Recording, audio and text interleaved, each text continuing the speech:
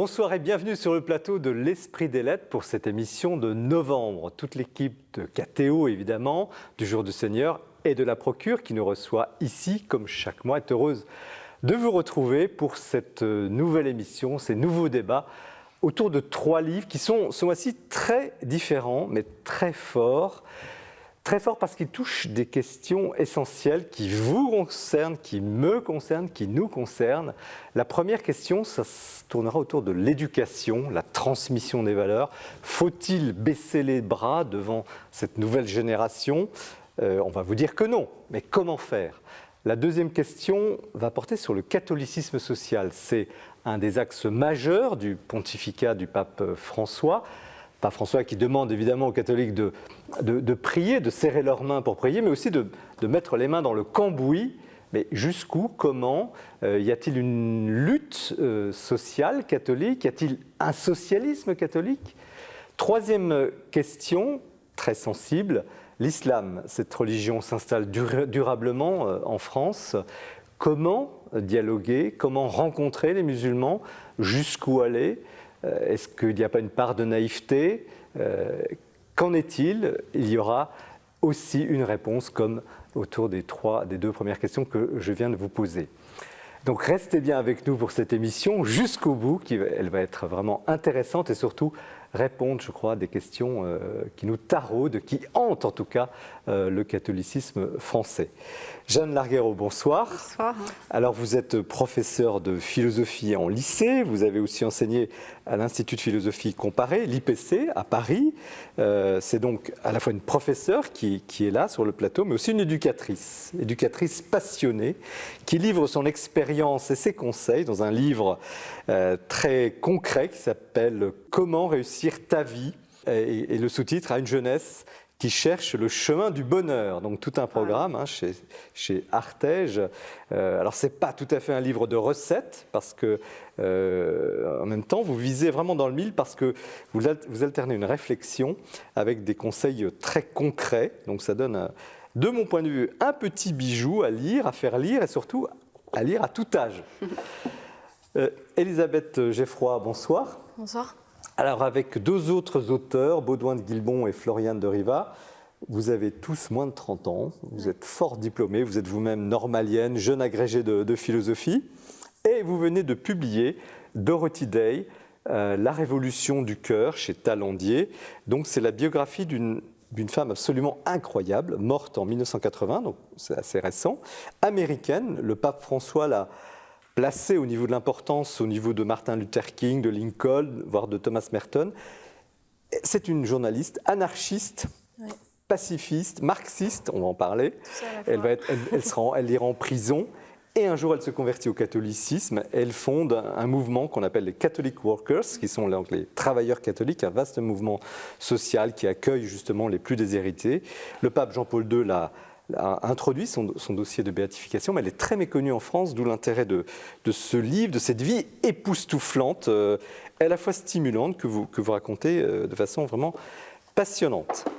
Henri Fautard, bonsoir. Bonsoir. Vous êtes prêtre de la communauté de l'Emmanuel, dans le diocèse du Mans, et vous êtes en charge de l'enseignement catholique. Il y aura des points communs avec votre voisine, comme directeur diocésain adjoint, mais vous êtes aussi en charge du dialogue avec les musulmans, comme délégué épiscopal donc de ce diocèse du Mans. Un dialogue avec l'islam qui marque votre prêtrise depuis plus de 20 ans. Vous avez accompli vos années de coopération en Tunisie et qui donne aujourd'hui ce livre musulman, sous-titre « Comprendre, rencontrer, aimer » aux éditions de l'Emmanuel. Mais il y a une phrase en exergue qui est très importante, essai pastoral pour un témoignage chrétien auprès des musulmans. Donc c'est un livre missionnaire aussi. Donc c'est vraiment tout un programme stimulant qui soulève la question évidemment des relations avec l'islam, que vous nourrissez d'une remarquable synthèse sur le sujet, il faut le dire, même si cela touche des débats très controversés. On va le voir, c'est un sujet évidemment qui pose des questions à beaucoup. Donc voyez-vous une émission très variée, très riche, passionnante. Nous allons passer un très bon moment ensemble, restez bien avec nous. Nous commençons comme chaque mois par l'actualité du libraire et c'est Mathilde Mailleux qui a préparé le menu. L'actualité religieuse de ce mois de novembre est déjà une présélection pour l'époque de Noël que je suis très heureuse de vous faire découvrir à travers tout d'abord le roman de Jésus de Jean Mercier publié aux éditions Quasar. Jean Mercier, le regretté Jean Mercier, est l'auteur de Monsieur le curé fait sa crise, ce roman qui avait connu un formidable succès il y a 2 ans. Ici, avec ce roman posthume, eh bien c'est une vie de Jésus que je vous invite à découvrir. Vous allez retrouver tout le talent de l'auteur, sa verve, sa tendresse, son humour, et vous allez retrouver la vie de Jésus fidèlement retranscrite d'après les évangiles. Mais c'est aussi un ouvrage qui permet d'aller plus loin dans la lecture des évangiles, car c'est une vraie trame pédagogique qui est proposée à côté et qui permet justement de pouvoir prendre toute la mesure de la vie de Jésus. C'est un ouvrage doublement essentiel. Tout d'abord parce que c'est un vrai plaisir de lecture, croyez-moi, et puis parce que tout simplement, vous allez apprendre tant de choses encore et encore sur le Christ. Avec lui, écoutez L'envers du monde de Bruno Cadoré aux éditions du Cerf. Alors là, je vous demande votre attention car ce livre est formidable. C'est une grande voix spirituelle qui se fait découvrir. C'est Bruno Cadoré, le maître de l'ordre des frères prêcheurs, autrement dit des dominicains. C'est son premier livre et il s'exprime ici en toute liberté. Il parle de son parcours, à la fois très original, ses origines doubles, à la fois bourguignonne et antillaise, et puis aussi de sa première vocation, qui est celle d'être un médecin pédiatre, avant d'embrasser la famille dominicaine et donc d'embrasser la vocation religieuse.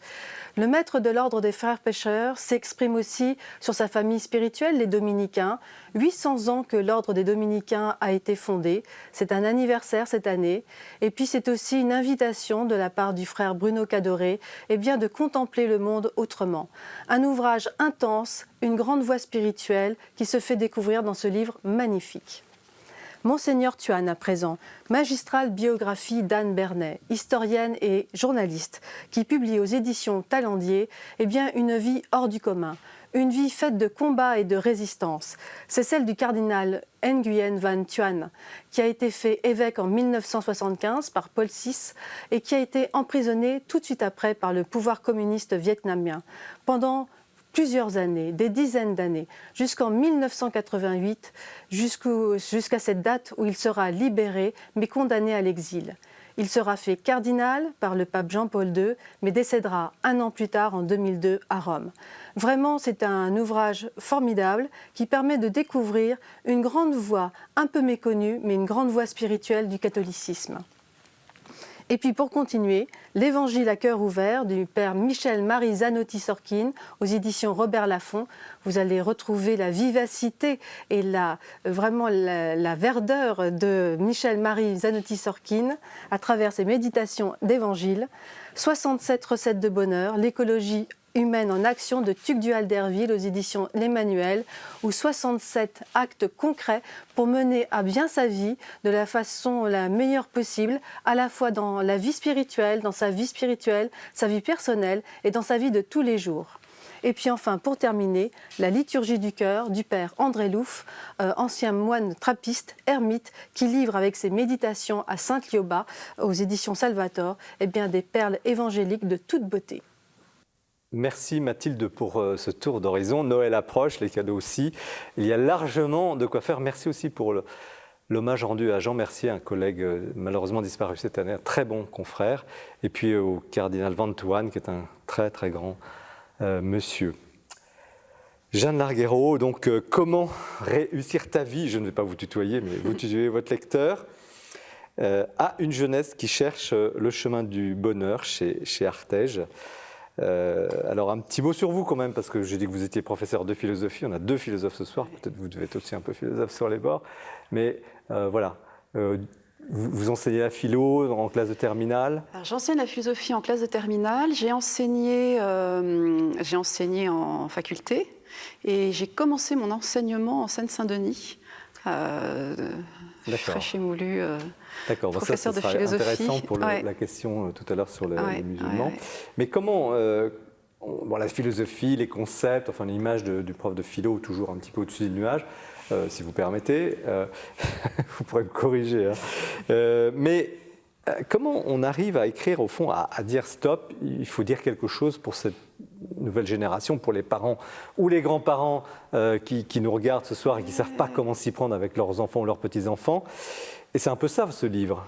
Qu'est-ce qui vous a poussé à passer à l'action quand même? Parce que c'est quand même un il faut livre. connaître que j'ai depuis longtemps une passion pour la philosophie, enfin deux grandes passions, la philosophie et l'éducation. Donc imaginez ma joie quand j'ai découvert qu'il y avait une puissance éducatrice dans la philosophie. Et c'est vraiment ce que je m'efforce de transmettre moi, dans mon enseignement depuis 20 ans, mais de façon plus en plus précise en réalité. Maintenant, au début de l'année, je me dis qu'est-ce que je veux précisément transmettre à ces jeunes que je vais voir pendant un an. Quelle vision de la vie, qui m'est propre quand même, quelle vision de la vie je veux leur transmettre. Plus que des concepts où vous avez un programme à respecter. Oui, il y a un programme à respecter. Donc quand vous dites ce que je veux leur transmettre, c'est quelque chose au fond de vision de l'homme, une vision de l'homme, une vision de la liberté. Personnelle. Ah ouais, une vision de la liberté. Qu'est-ce que c'est qu'une vraie liberté? Qu'est-ce qui va te rendre libre? Quelles sont les impasses?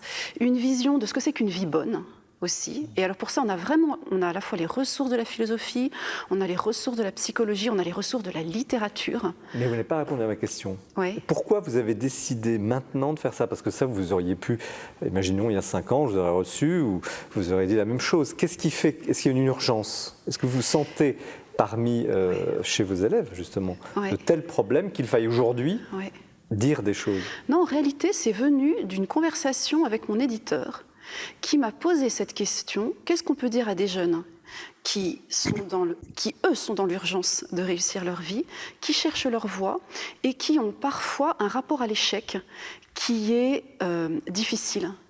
Et c'est cette urgence-là, en réalité, qui m'a saisie. Je me suis dit, il y a des choses à dire. On ne peut pas laisser finalement des jeunes qui se posent des questions, on ne peut pas les laisser dans l'indétermination. Et très souvent, on a tendance à... je vais vous donner un exemple en fait. Quand quelqu'un vient demander conseil, très souvent, on lui dit fais comme tu le sens, suis ton instinct. Et en réalité, c'est une façon détournée de lui dire débrouille-toi.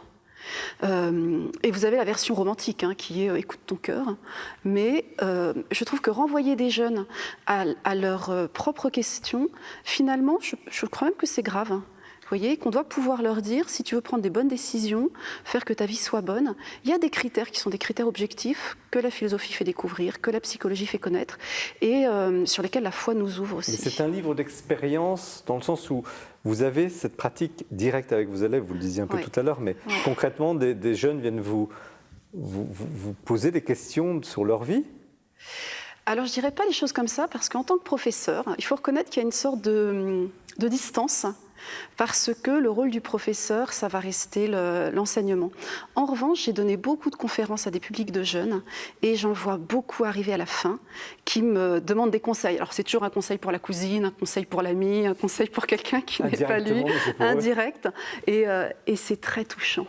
C'est vraiment très touchant. Et ça m'a beaucoup fait progresser dans ma façon d'expliquer les choses et dans le regard que j'ai eu sur des besoins, parce que très souvent, les besoins ne sont pas exprimés à la façon dont ils sont vécus. Alors, quels sont-ils les besoins de la génération d'aujourd'hui? Quelle est leur soif? Alors, je dirais que le premier, c'est un besoin de cohérence. C'est un besoin de cohérence entre... de manière générale, entre ce qui est vécu à l'école et ce qui est vécu à la maison, entre ce que disent les adultes et ce qu'ils font, entre pour un jeune, l'idée que je me fais de ma vie future et ce que je mets en place maintenant pour essayer de l'obtenir, il y a vraiment un très grand besoin de cohérence. Et d'une façon un peu déguisée, moi je constate un besoin d'engagement. Un besoin de vivre quelque chose qui soit une aventure humaine et pas simplement d'aligner des pièces de puzzle qui ferait ce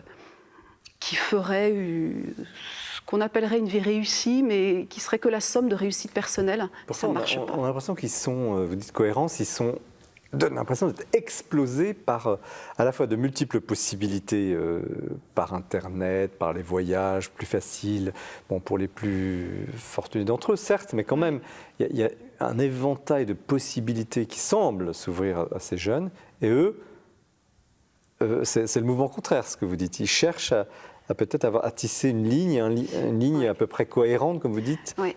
Parce qu'en fait, ce qu'ils réalisent très bien, c'est que l'éventail de possibilités, il nous place devant deux situations potentielles assez étonnantes. C'est que l'éventail de possibilités, il peut avoir un caractère potentiellement angoissant. C'est-à-dire qu'il va bien falloir que je choisisse donc que je renonce, et peut-être aussi que je choisisse quelque chose qui ne portera pas les fruits que j'avais escomptés. Donc en fait, tout choix a une part d'angoisse, et moi, l'objectif de mon livre, c'était de dire cette angoisse, il faut l'intégrer, mais il y a aussi des moyens objectifs de... pas de gérer l'angoisse, en fait, pas d'arriver à une espèce de tranquillité intérieure qui me détacherait des soucis du monde, mais il y a un moyen de l'affronter de manière adulte, cette angoisse. Alors, on ne va pas déflorer le livre, mais il y a quand même des secrets, d'ailleurs vous les appelez comme ça. Ouais. Qu'est-ce que vous pouvez nous dire ce soir, au moins pour ceux qui nous regardent, quels sont les quelques secrets qui donneront quand même envie de lire le livre, hein, mais... Alors, je peux vous en donner quelques-uns. Je pense qu'il faut pouvoir tabler sur des qualités qu'on peut avoir. Il y a certaines qualités qu'on a tous, mais qui sont à développer. Je parle de la résistance à l'esprit de comparaison, par exemple. C'est-à-dire, donnez-nous un exemple. C'est-à-dire la tentation de se comparer perpétuellement à quelqu'un dont on imagine qu'il vit une vie en mieux, quoi. Cette tentation supposer que l'autre a une vie de rêve, et en réalité on se compare plutôt à des gens dont on pense qu'ils ont mieux réussi que nous, et ça induit un esprit un petit peu de désolation. Alors, ne pas se comparer, premier secret. Voilà, et ouais, je pense que ça, c'est une chose importante. Il y a une deuxième chose, un deuxième conseil que je donne et que je trouve qui est important à donner à des jeunes qui se construisent, c'est d'avoir un rapport sain et équilibré au plaisir. Et alors je donne des exemples qui sont issus des tests de psychologie, notamment le fameux test du chamallow qui est fait sur des enfants de 4 à 8 ans, parce que c'est vraiment drôle.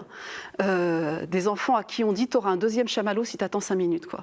Et alors, on en voit certains qui le respirent, qui trépignent, qui le reposent, d'autres qui l'engloutissent avant qu'on ait eu le temps de finir la phrase. Enfin, c'est vraiment c'est charmant. Et ce test a été fait et démontre, quand on suit la population, donc ça a commencé ces tests dans les années 70, démontre que notre capacité à différer une gratification, en fait, produit plus tard une récompense, être capable d'attendre.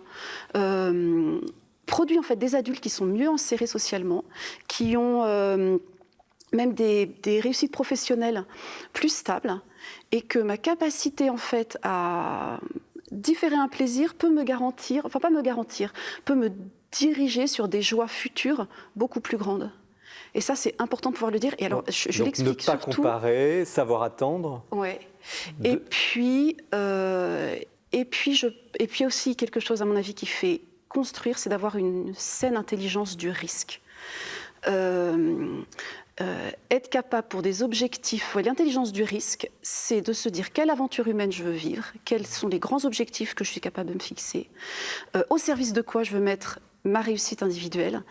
Et ça suppose de renoncer à du confort, qui est bon, hein, c'est pas... renoncer à du confort en vue d'un objectif plus grand et qui, lui, n'est pas garanti. Et ça, c'est vraiment ça, la construction de la liberté. C'est me dire, il faut que j'ai l'intelligence de mes objectifs, que je mette des mots dessus, et que je sois capable de me dire à quoi je vais renoncer et pourquoi. Ça paraît facile à vous écouter, à vous lire d'ailleurs, hein. Ouais. Mais vous venez d'évoquer le mot liberté. Est-ce que justement un jeune de 16 ans, il a cette liberté, encore une fois dans le contexte dans lequel nous sommes, de multiples sollicitations? Est-ce que là, il a encore la capacité par lui-même d'avoir cette liberté? La liberté, elle se construit, en réalité.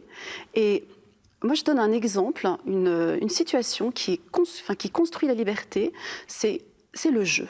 C'est-à-dire qu'à 16 ans, le jeu, la pratique du jeu. À 16 ans, on aime jouer. Et je considère vraiment qu'un garçon ou une fille de 16 ans, il apprend sa propre liberté, pas forcément en lisant des livres sur la liberté, mais dans le jeu, on prend des risques. On est obligé de suivre des règles. On est avec des adversaires qui ne sont pas des ennemis.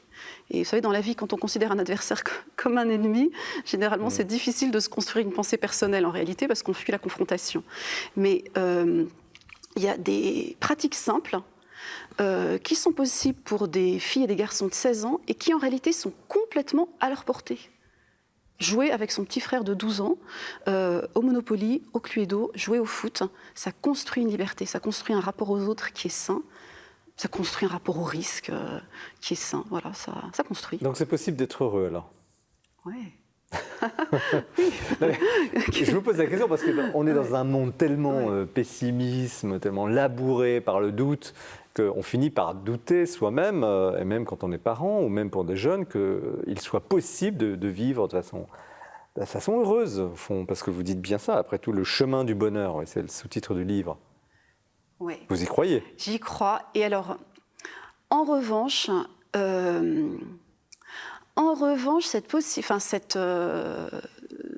cet accès au bonheur, cette vie heureuse, ce dont je suis persuadée, c'est qu'elle n'est pas le produit d'une recherche effrénée et exclusive de l'épanouissement personnel.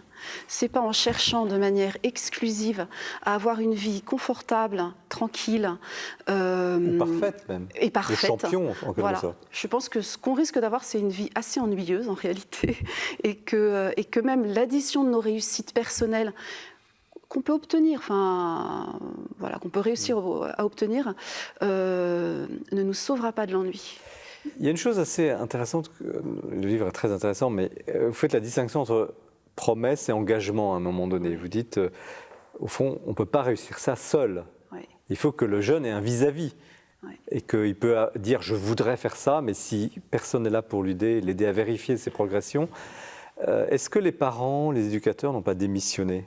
C'était un peu le sens tout à l'heure de l'introduction de l'émission. Beaucoup de gens sont tentés par les bras baissés en disant cette génération-là, on n'y arrivera pas. Tout à l'heure, on vous écoutera.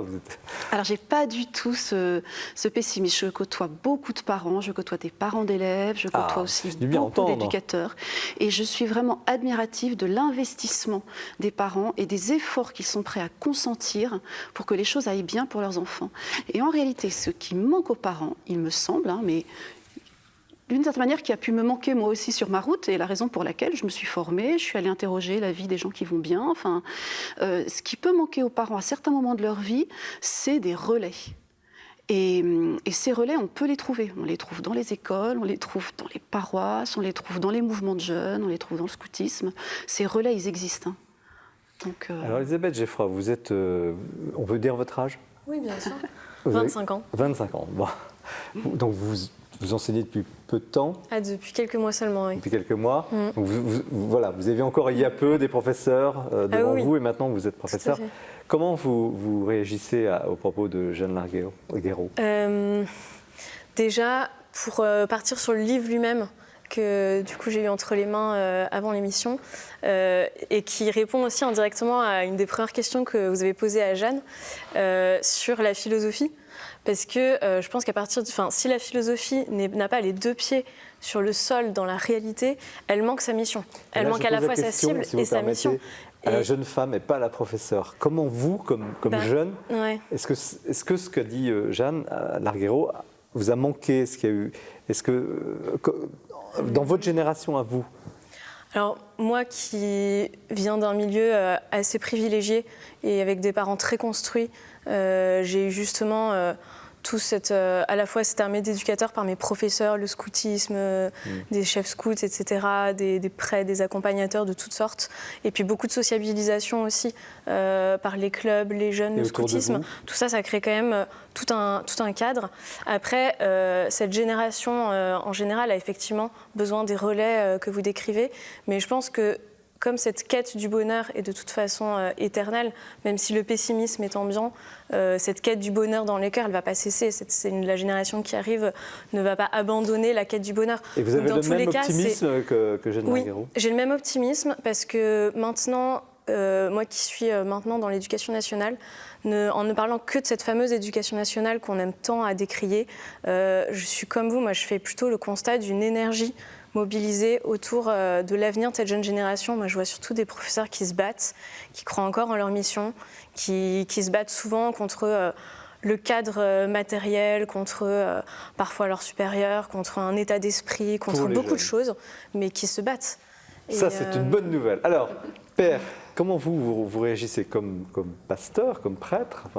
Est-ce que vous êtes d'accord avec à la fois la possibilité de faire quelque chose et cette attente, et cette force, cette puissance, cette demande dont vient de parler Et moi aussi, je partage cet élan, ce dynamisme dont vous témoignez toutes les deux, surtout dans cette passion d'enseigner. Je découvre un peu cette nouvelle mission cette année et je vois bien combien les personnes veulent s'investir et croient en la génération qui monte auprès des plus jeunes. Et ça, c'est très frappant, je trouve. Alors, est-ce qu'on peut apprendre, parce qu'il y a quand même dans ce que vous savez, est-ce qu'on peut, à tout âge, mais déjà pour des jeunes, apprendre à être heureux? Est-ce que finalement ça va se faire naturellement? Vous avez raconté votre expérience dans votre famille, mais est-ce que ça s'apprend au fond, le bonheur? Oui, il y a des choses qui s'apprennent. Alors ça vraiment, j'y crois profondément. Je veux dire quelque chose, je ne sais pas si vous regardez de temps en temps Koh-Lanta. Très instructif. Pour être honnête, non. Extrêmement instructif. L'année dernière ou l'année d'avant. Écoutez, on peut avoir les deux. Non, mais un des candidats à Alors, dites en deux mots ce que c'est Koh-Lanta, parce que peut-être que émission tout le monde sait, mais... c'est une émission où, après de multiples épreuves passées dans la jungle, la brousse à manger, des Bernard l'ermite et du riz pas cuit, on va essayer de décrocher la fameuse place en finale. Et il y a une épreuve d'orientation qui est l'avant-dernière épreuve. Il ne reste plus que 5 candidats sur les 30. Et il y a 2 ans, il y a un type qui arrive à l'épreuve d'orientation, qui doit trouver une balise, qui trouve la balise et qui doit aller chercher. On lui explique que maintenant, il doit faire 20 pas pour aller trouver le machin. Et il a une boussole. Et ce type-là ne sait pas se servir d'une boussole. Et imaginez ma stupéfaction quand je me suis rendu compte qu'il s'était battu pour arriver dans l'émission, pour passer les mois de sélection, et se retrouver, mais comme un imbécile, à ne pas se servir d'une boussole. Eh bien, dans la vie, il y a des boussoles qui sont des boussoles morales. C'est-à-dire qu'il y a des critères objectifs des bonnes décisions. Et moi, je pense qu'il vaut mieux les connaître quand on a 16 ans que les découvrir sur le tas en se prenant des murs ou en se retrouvant comme dans Koh-Lanta à tâtonner, à chercher et finalement à passer près du but. Mais est-ce que vous n'éludez pas, et je pose la question au père Fotard, la question du mal? Parce que le mal, parfois, semble dominer. On est tous d'accord, et merci de votre témoignage d'optimisme. C'est aussi le sens de cette émission, parce qu'on est très attentif à ça. Mais parfois, les gens ou les jeunes se sont écrabouillés par la puissance du mal dans la société. Je ne fais pas... Là, le père Fouettard ou je ne sais pas quoi, quelqu'un qui ne verrait que les choses comme négativement, pas du tout. Mais il y a quand même dans notre société, semble-t-il, comment voyez-vous ça, père? Il y a une fascination du mal, et il y a quelquefois un attrait à la perversité, mais il y a essentiellement un désir d'être heureux, un désir de choisir le bien et de prendre le chemin qui convient. Et ce chemin, il est rarement solitaire. Ce chemin, il est essentiellement familial, il a des exemples autour de lui. Et la boussole dont vous parliez, c'est aussi le bel exemple d'un certain nombre de personnes qui les touchent beaucoup autour d'eux. Et moi, je vois bien, dans le scoutisme dont vous avez parlé, par exemple, il y a des cheftaines qui sont là et qui montrent le chemin et qui apprennent à se servir de ces valeurs morales et de montrer que grandir en liberté permet d'être heureux. La question dans ce cheminement, Elisabeth Geffroy, la question de la foi, parce qu'on va voir tout à l'heure à travers votre livre, mais enfin je pense que vous ne cachez pas votre engagement aussi chrétien.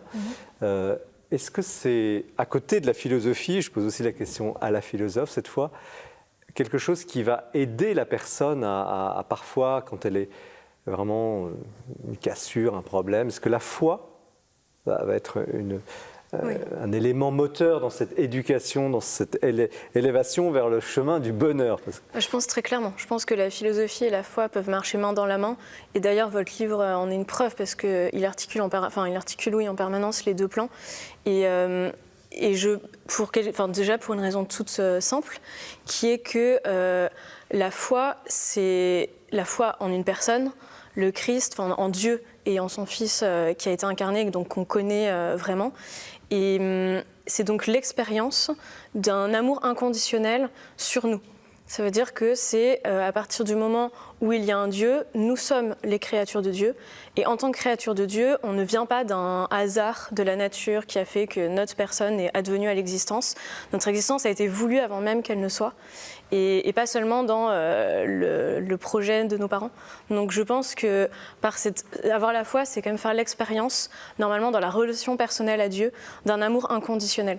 Et c'est peut-être la seule façon de pouvoir ensuite passer à l'action, sortir de soi-même, aller vers les autres et s'épanouir, c'est quand même de partir de cette base d'amour initiale qui est celle qu'on en fait une expérience humaine généralement dans l'amour de nos parents, mais même si cette expérience humaine nous manque, on a en tout cas cet amour inconditionnel et surnaturel du Christ sur nous. Alors et là-dessus, Jeanne Larguero, vous en parlez, évidemment, mais vous n'insistez pas trop. Ce livre, il est lisible par des gens qui n'ont pas la foi.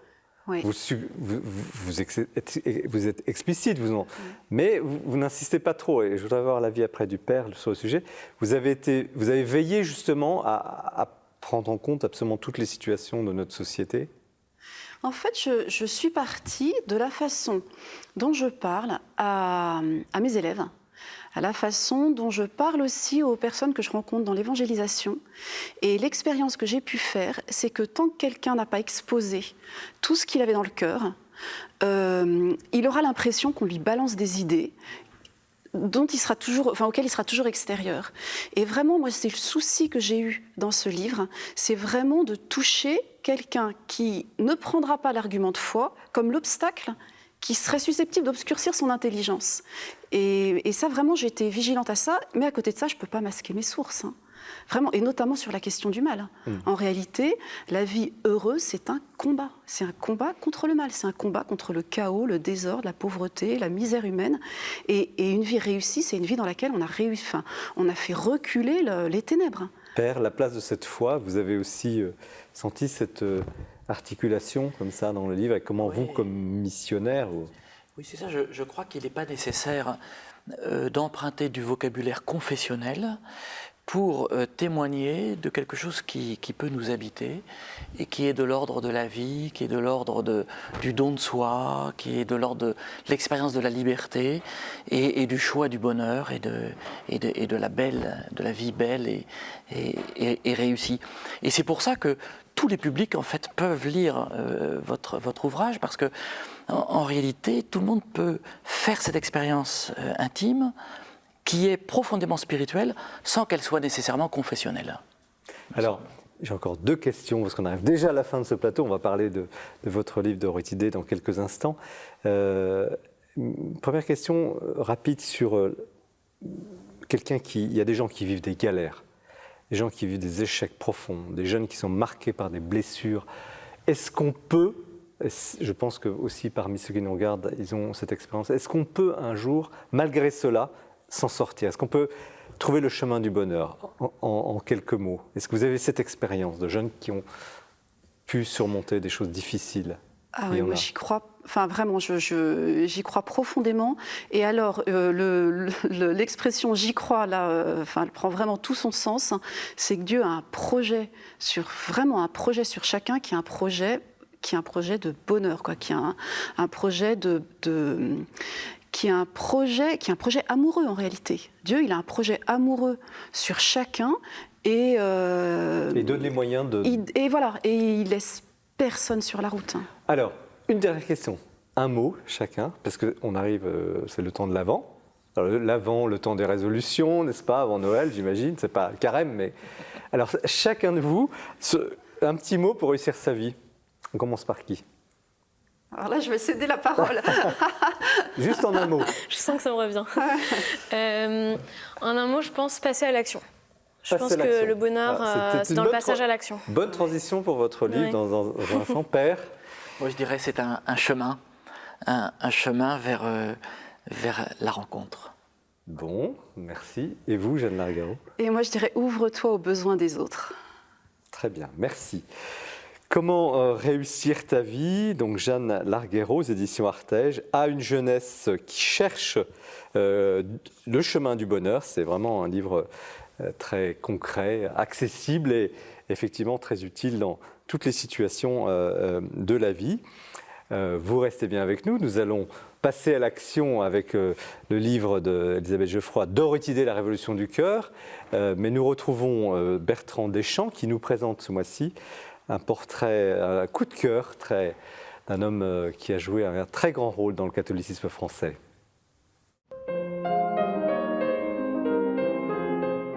C'est à la fin du mois d'octobre que nous avons appris la mort du père Bernard Brault, dominicain, qui avait 95 ans. Le père Bernard Brault était un peu oublié et pourtant il a été dans les années 70 avant tout une voix chaude et puissante qui animait la messe radiodiffusée sur France Culture, et puis il a pendant plusieurs années assuré avec quel talent dans la grande tradition des prédicateurs français, celle du père Carré, celle du père Sanson et même de Bossuet, eh bien il enflammait la cathédrale Notre-Dame avec ses conférences de carême. Mais le père Bernard Brault restera l'homme d'un livre dont je voudrais ce mois-ci faire une sorte de coup de cœur posthume. Ce livre, le voici, La beauté sauvera le monde. C'est en décembre 1990 que le Cerf a publié pour la première fois cet ouvrage. Cela fut un succès de librairie énorme et le Cerf en est à sa 6e réédition, et suite aux grandes demandes qu'il y a depuis la mort du père Brault, le Cerf va à nouveau le réimprimer. De quoi s'agit-il ? Lorsque je veux expliquer et vendre ce livre à un client, je dis que c'est un peu une démarche à la Malraux et que dans cette beauté sauvera le monde, le père Brault nous propose son musée imaginaire, son anthologie personnelle, à travers toutes les époques de l'art, des civilisations et des cultures, avec l'immense culture qui était la sienne. Le père Bernard Brault a passé une partie de sa vie à fréquenter les musées. Et du coup, ce livre est une sorte de guide et nous aide à mettre du visible là où il n'y a que de l'invisible. Et puis, c'est une autre époque de livre d'art. On ne fait plus de livres d'art comme ça, avec une prédominance du texte, avec une mise en page audacieuse, élégante, où les regards et les époques se croisent. Et puis, enfin et surtout, ce livre, c'est aussi un titre emprunté à Dostoïevski, La beauté sauvera le monde. Quand je conseille ce livre, parce que c'est un cadeau, le cadeau le plus intelligent qui soit, je dis aussi que c'est un message à donner à quelqu'un. Quoi de plus beau que d'offrir un livre qui s'appelle « La beauté sauvera le monde ». Merci Bertrand pour cette belle évocation du père Bernard Brault, qui était évidemment sur KTO et que vous connaissez par ses chroniques. Nous abordons maintenant donc le livre époustouflant, en tout cas cette vie époustouflante de Dorothy Day, cette femme américaine. Donc livre à 3 voix, vous, Elisabeth Geoffroy, Baudouin de Guilbon et Floriane de Riva, qui ne sont pas là, mais qui sont pas loin. Que je représente. Voilà, et c'est publié par Talandier, donc le sous-titre « La révolution du cœur » de Dorothy Day, « La révolution du cœur » chez Talandier. Alors d'abord vous, quand même, qui êtes-vous ? Vous l'avez dit un petit peu tout à l'heure, mais on a envie de savoir comment une jeune professeure de philosophie, agrégée, normalienne, se lance comme ça, avec ses amis, dans un récit d'une vieille dame quand même. Elle est née à la fin du 19e. Elle est morte. Elle était jeune à une époque. Mais... Elle était jeune, mais enfin, elle est morte à 80. Et puis elle a accédé à la notoriété assez vieille, effectivement. Bon, américaine, inconnue. Oui. Alors, déjà inconnue du public français, qui j'espère va la découvrir par cette première biographie en langue française, mais très connue de la société américaine. C'est vraiment une figure majeure de la société américaine, notamment à New York, qui a été sa ville, là où elle a mené son action, là où elle est née. Mais le public américain la connaît. C'est comme si vous parliez de l'abbé Pierre en France, par exemple. Elle est plus controversée que l'abbé Pierre en France, qui fait un peu l'unanimité. Mais c'est une figure très connue du catholicisme américain. Avant de parler d'elle, vous, comment vous arrivez de votre génération dans les bras de cette On était dame. une équipe d'une quinzaine de jeunes catholiques qui voulaient trouver une forme d'engagement dans la cité, qui correspond une façon de faire rayonner la doctrine sociale de l'Église aujourd'hui. Et on a un peu répondu à l'appel du pape François qui proposait aux jeunes catholiques d'aller vers les périphéries. Et notre idée, c'était de créer un lieu enraciné dans un quartier, un lieu de convivialité, qui soit un lieu de rencontre, justement. On est complètement sur les thématiques de ce qu'aborde votre livre. Et il s'est agi à un moment de faire une réunion d'équipe où il fallait qu'on détermine le nom du café, parce qu'on s'était mis d'accord pour ouvrir absolument un café associatif. Qui existe à Paris. Qui existe à Paris, dans les hauteurs de Ménilmontant. Quelle rue Ménilmontant. Rue de Ménilmontant, 85 bis rue de Ménilmontant, dans le 20e. Il s'appelle comment le bar?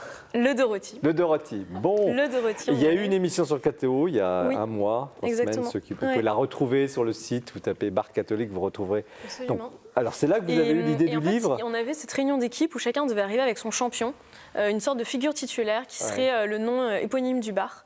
Et chacun défilait, les débats avaient cours. Et en fait, l'un de nous, Foucault Giuliani, qui avait eu l'idée du bar avant, tout ça est né dans sa tête, est arrivé avec le nom de Dorothy Day. Aucun de nous la connaissait. Et en fait, à la fin, on a fait une espèce de petit vote d'équipe pour savoir qui remporterait cette compétition. Et en fait, c'est cette figure de Dorothy qui, nous, en une soirée, nous a convaincus. Et après, vous êtes partis sur l'écriture du livre, autour d'un verre. Et ensuite, non, en fait, d'abord, c'était cette action d'ouvrir le bar qui, aujourd'hui, est bien ouvert. Et en fait, on s'est dit, mais cette figure est incroyable. Elle est extrêmement féconde. Nous, elle nous inspire tous les jours. Et en fait, elle peut en inspirer bien plus que nous. Alors, et donc, c'était cette idée de la faire connaître au public français. Alors, qui est Dorothy Day? Dites-nous en... Allez, vous avez 1 minute. Exercice très difficile. 1 minute 30. Dorothy Day, c'était d'abord une journaliste, une militante de l'ultra-gauche américaine. Elle est née dans une famille de la classe moyenne américaine. Elle a vécu des années de pauvreté dans l'enfance, mais sinon elle était plutôt de la classe moyenne américaine, un père journaliste. Et en fait, elle-même est devenue reporter de terrain et très engagée pour la justice, pour le combat social dans les États-Unis des années 10, qui commençait un peu à voir surgir cette question de la misère ouvrière. 1910, il y a un siècle exactement. Exactement. Et en fait, elle fréquente les milieux radicaux américains, donc syndicalistes, anarchistes, communistes, etc. Ce qui était aux États-Unis beaucoup plus anticonformiste qu'en Europe. C'était vu comme étant assez un-American, comme ils disent, donc déloyal par rapport à ce qu'étaient les valeurs américaines. Ça lui a valu de gros ennuis. Ça lui a valu beaucoup d'ennuis. Elle a notamment, dans ce cadre-là, milité pour le droit de vote des femmes, ce qui l'a menée en prison où elle a fait une grève de la faim. Pendant 10 jours, finalement, le président Wilson a donné sa grâce présidentielle, mais elle en est passée par là. Et surtout, voilà, tout le début de sa vie, ça a été celle d'une journaliste qui fréquente les milieux avant-gardistes littéraires de New York, de Manhattan, du Greenwich Village, et qui en même temps passe de piquets de grève en réunion syndicale, en meeting ouvrier. Qu'est-ce qui fait qu'elle rencontre la foi catholique? Et en fait, ça s'est passé de façon très progressive. C'est pas la conversion à la Claude, comme le décrirait un Claudel par exemple. C'est une conversion très progressive. En fait, elle a une vie marquée par beaucoup de tragédies, un avortement, une rupture amoureuse très compliquée, beaucoup de déconvenues. Elle a côtoyé la misère jusque dans sa chair. Et en fait, à une époque de sa vie, autour de ses 25 ans, elle s'est trouvée tout d'un coup très heureuse. Une espèce de bonheur, d'apaisement, de paix intérieure, notamment aux côtés d'un homme, Foster Butterham. Et au fur et à mesure, les psaumes qui avaient un petit peu bercé son enfance et son adolescence lui reviennent en tête. Elle se confronte à des lectures, notamment par la littérature russe de Dostoïevski, qui la ramène à la lecture des évangiles. Et en fait, dans cette période de sa vie, elle retrouve une forme de relation à la prière parce qu'elle se rend compte, elle réalise qu'elle a en elle un besoin d'adorer, un besoin de rendre grâce. Et elle s'était éloignée de la religion. Au fond, elle était mystique, sans le savoir. Il y avait quelque chose de très mystique en elle. Elle s'était éloignée de la religion au nom d'arguments marxistes, en se disant la religion c'est l'opium du peuple, c'est l'opium des faibles. Je n'ai pas besoin d'inhaler cet opium-là parce que je suis une femme libre qui peut prendre en main sa vie, qui n'a pas besoin de cette instance surnaturelle. Et en fait, elle s'est rendue compte que ce n'était pas par besoin psychologique ou parce qu'elle était dans le malheur qu'elle avait besoin de se raccrocher à quelque chose, qu'elle s'est rapprochée de Dieu. C'est au contraire au moment où elle s'est retrouvée enfin heureuse et où son cœur l'amenait dans cet élan d'action de grâce. Et en fait, elle s'est surprise à se remettre à prier. Au fur et à mesure, alors elle n'arrivait pas à se mettre mettre à genoux. C'était un geste symbolique trop fort pour elle. Je se disais non, quand même, j'en suis pas là. Mais elle se surprenait à marcher. Le fameux Forster dont je vous parlais était un anarchiste complètement athée et assez militant anti-clérical. Mais il lui a fait découvrir l'amour de la nature et la contemplation. Et en fait, par tous ces petits biais-là, elle s'est retrouvée à voir son cœur rejoindre ce Dieu-là. Et elle n'est pas restée pour autant prier. les mains jointes. Elle a vraiment continué à être extrêmement active sur le terrain social. Tout à fait. Elle a eu une petite période de flottement parce que le combat social, c'est le fil rouge de sa vie. C'est la passion qui la brûle intérieurement et qui l'a mise en action tout au long de sa vie. Et en fait, quand elle s'est convertie à l'Église catholique et non pas à une des innombrables églises protestantes américaines, parce que l'Église catholique était l'église des rejetés, des immigrants italiens, polonais, irlandais. Donc c'était l'église des pauvres.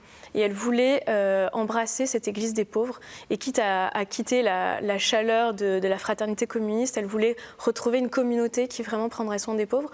Mais elle voyait qu'en même temps, sociologiquement, aux États-Unis, toute une église catholique était du côté de la bourgeoisie, des grands propriétaires et plutôt des nantis que des pauvres. Donc en fait, elle a mis beaucoup de temps à trouver l'équilibre entre ces deux... Et qu'a-t-elle fondé donc, le mouvement? Alors justement, en fait, elle a rencontré un certain Peter Morin, un descendant de Français. Absolument, un Français. Il est français.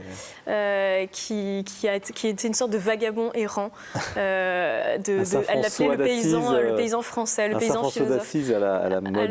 À la 20e siècle, exactement. Et en fait, il lui fait découvrir toute la production de la doctrine sociale de l'Église, toute la pensée sociale de l'Église. Et il lui montre enfin qu'il existe cette troisième voie entre le libéralisme, le capitalisme d'un côté et le communisme matérialiste, athée, militant de l'autre. Et à partir de là, il lui propose de fonder un journal. Donc elle fonde un journal qui s'appelle justement le Catholic Worker, donc le travailleur ou l'ouvrier catholique, qui se veut une façon de répandre donc la pensée sociale chez les ouvriers. Elle le vend 1 centime à la volée dans les rues pour que tous les ouvriers puissent se l'acheter. Il y a aussi des œuvres sociales. Elle ouvre des maisons. Au fur et à mesure, elle commençait juste par offrir un café par-ci. Enfin, au départ, il faisait des distributions de vêtements en fait, dans une maison. Et un jour, une des personnes qui l'aidait n'avait plus de vêtements à distribuer alors que la queue, on était en pleine dépression aux États-Unis, donc la misère courait dans les rues de New York. Et il y avait encore une file d'attente immense de pauvres, d'ouvriers qui demandaient des vêtements. Et n'ayant plus de vêtements à offrir, il lui a dit « Écoutez, je suis désolée, mais en revanche, je peux vous offrir un café si vous voulez. » Donc comme ça, ils ont fait rentrer un homme, puis 2, puis 3 dans leur maison en leur offrant un café.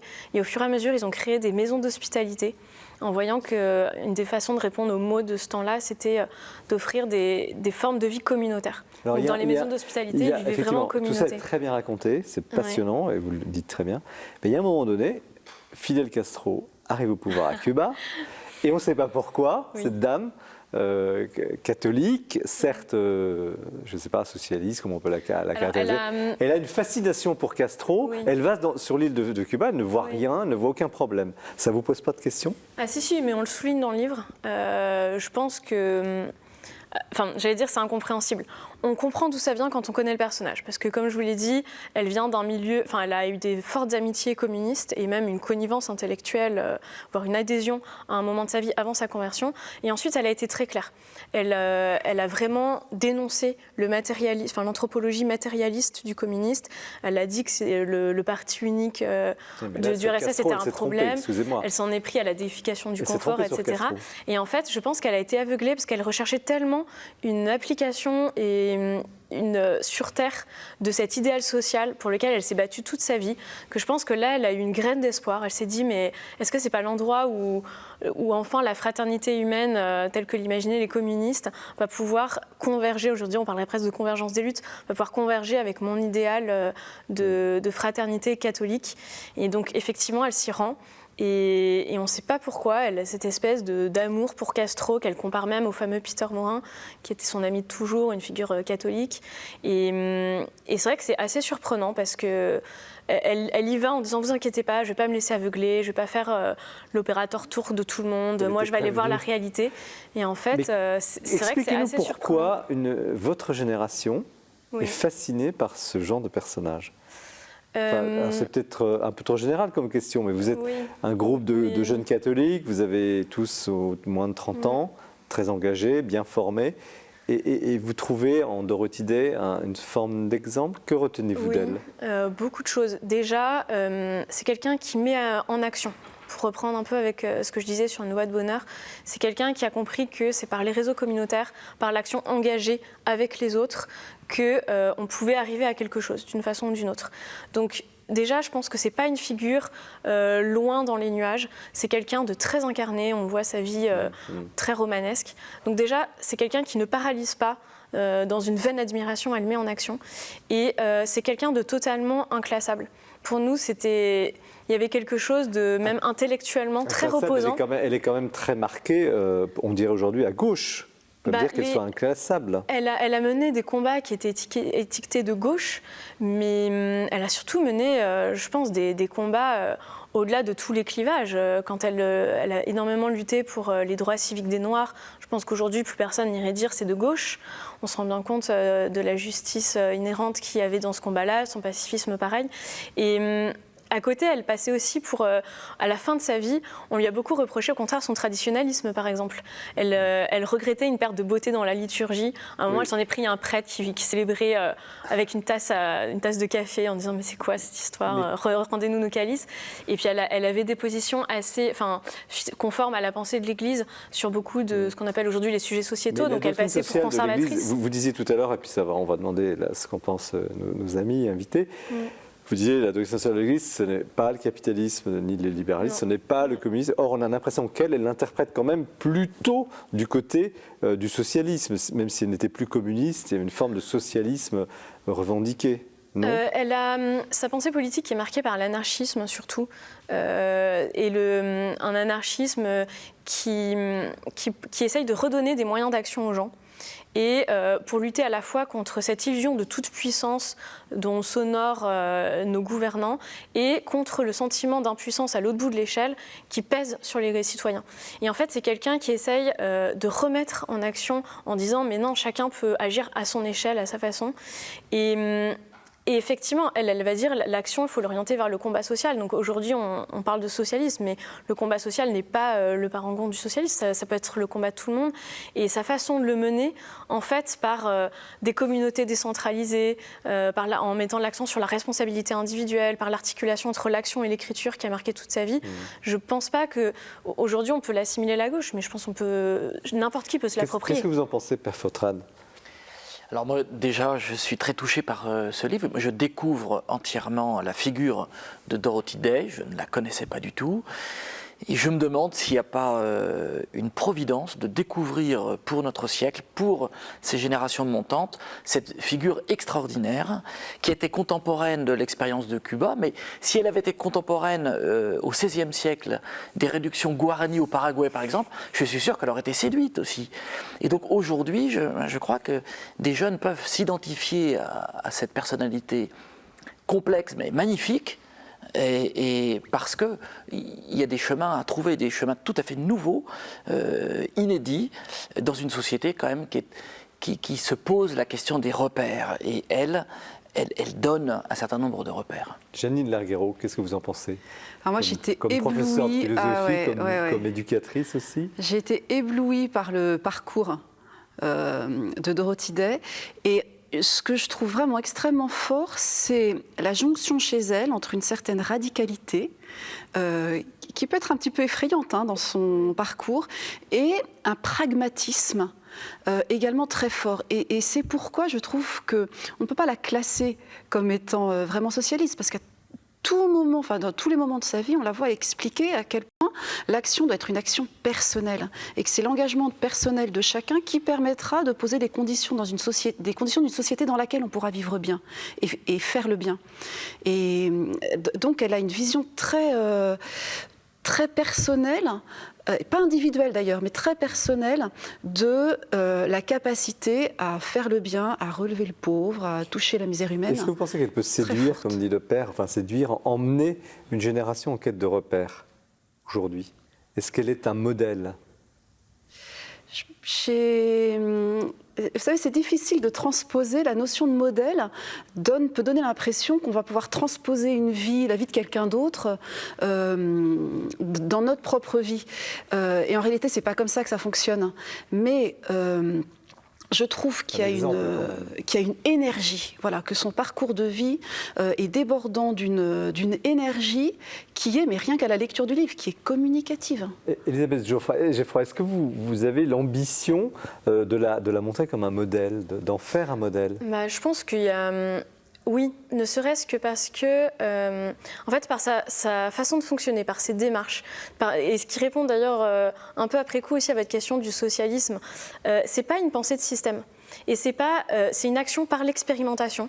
On part toujours de la réalité, du bas, de l'incertitude, etc. Et à partir des paramètres donnés dans une situation, on va bâtir une action. Et même sa pensée, c'est une pensée qui n'est pas une pensée de système, qui joue sur des réflexes militants, sur une adhésion idéologique. C'est toujours une pensée qui se confronte au réel et qui part des souffrances constatées ou racontées. Et donc qui s'intéresse d'abord justement à l'autre qu'elle a en face d'elle. Vous voyez, c'est jamais les abstractions qui sont premières. Elle a quand même une pensée, elle a quand même une idée. Une pensée, mais en fait, elle a une pensée, mais quand on la lit, c'est pas pour rien qu'elle a écrit aucun essai. Par exemple, elle a écrit des autobiographies, elle a écrit une autofiction, elle écrit une chronique tout au long de sa vie dans son journal, mais elle n'écrit pas de pensée. Et elle n'écrit pas de livre de philosophie. Elle n'a pas cette pensée de système. C'est vraiment quelqu'un qui commence toujours par partir d'une situation existante pour ensuite bâtir une action ou une pensée à partir de là. Justement, sur l'action, Père, est-ce que l'Église catholique est d'accord, ok, avec l'action, la lutte, parce qu'il s'agit bien de lutte. Et aujourd'hui, on le voit, les Gilets jaunes cette semaine, enfin, bon, ce n'est pas une émission politique, mais on n'est pas du tout, évidemment, on est conscient de tout ce qui se passe. La question de la lutte sociale, est-ce que l'Église catholique, on a l'impression que l'Église catholique là-dessus est très très en retrait, on l'a vu il y a quelques années sur la Manif pour tous, enfin, dès que des jeunes ou des gens vont dans la rue, les évêques semblent s'évaporer, disparaître. Est-ce que l'Église catholique est à l'aise avec la lutte sociale ? En réalité, elle est héritière de toute une expérience de la lutte sociale. À chaque instant dans son histoire, elle a participé, et toutes les grandes encycliques des papes en donnent des accents. Et c'est comme ça qu'on a constitué cette doctrine sociale de l'Église. C'est parce qu'on a vécu, durant des siècles, un certain nombre de combats. Aujourd'hui, dans la mesure où on a intellectualisé pas mal de domaines, peut-être qu'on a un peu perdu l'aspect plus pragmatique dont vous parliez, et de l'expérience concrète sur le terrain. Et donc on a besoin de quelques icônes de terrain, de personnes qui vont incarner cette réalité du combat de société dont on a besoin. Aujourd'hui, ce n'est pas nécessairement la ségrégation pour des couleurs de peau, etc.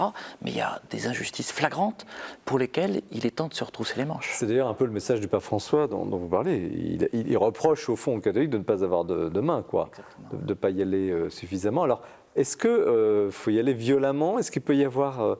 je pose la question à la sagesse de vie. Est-ce que les catholiques peuvent s'engager fermement contre une société, contre un modèle ? Oui, mais je reviendrai sur ce terme de lutte. Il y a une différence entre le combat et la lutte. Il y a une différence entre combattre pour des idées, de combattre pour faire reculer la pauvreté et la misère, et lutter contre les personnes qu'on estimerait être responsables de ces États. Et je pense que c'est vraiment la justesse de l'Église que d'avoir compris que, d'abord, d'une part, on ne lutte pas contre des abstractions, mais qu'on combat avec des gens qui sont à nos côtés pour se mettre au service de nos frères. Et c'est pour ça que le terme de lutte, il est... Et d'ailleurs, elle était profondément pacifiste, Dorothy Day, mais profondément. Donc, oui, elle est pacifiste dans le moyen d'action, mais... elle est ferme. Mais dans la rhétorique, vous voulez dire ? Oui, tout à fait. Elle est très ferme. Et puis, elle va participer à beaucoup d'actions. Pour le coup, elle va dans la rue. Un moment, la mairie de New York, dans les années 50, on est dans un contexte de guerre froide, de début de guerre froide. Et la mairie de New York a fait des exercices pour sa population où chacun doit aller dans des abris anti-atomiques pour se préparer. Et Dorothy refuse ça en disant que c'est une guerre psychologique. En fait, c'est une façon d'habituer le peuple à se dire qu'il est normal d'être Parce qu'elle dans refuse de participer. Absolument. Et en fait, elle refuse en disant, écoutez, on ne va pas rentrer dans cette logique de guerre. Et par ailleurs, il y avait plusieurs raisons qui la poussaient contre. Et puis, d'ailleurs, pour vous dire, est-ce que l'Église doit être sur le terrain et dans l'action? Oui, mais d'autant plus qu'elle a en arrière-plan la prière. Et même dans cette action très concrète dans la rue, Dorothy dit, c'est en même temps une forme d'acte de pénitence publique. On est le pays qui avons utilisé les premiers la bombe nucléaire sur Hiroshima et Nagasaki. Il faut qu'on fasse, il y a une communion des saints, mais il y a aussi une communion dans le mal. Et en fait, on est tous il faut qu'on arrive à tous se sentir responsables de ce genre d'atrocité-là. Et donc que ensemble, collectivement, on en tire les conséquences et qu'on fasse pénitence par rapport à cette faute inhumaine. Et donc, si vous voulez, c'est toujours de l'action, mais enraciné, vous voyez, dans une vision de tous les hommes comme étant frères appartenant à un même corps mystique du Christ, etc. Mais est-ce que c'est une figure d'avenir pour justement des chrétiens dans une société minoritaire, ou plutôt des chrétiens minoritaires dans une société? Est-ce que c'est ce modèle un peu de résistance? Est-ce que Dorothy Day, Père, est un modèle d'avenir, une prophète?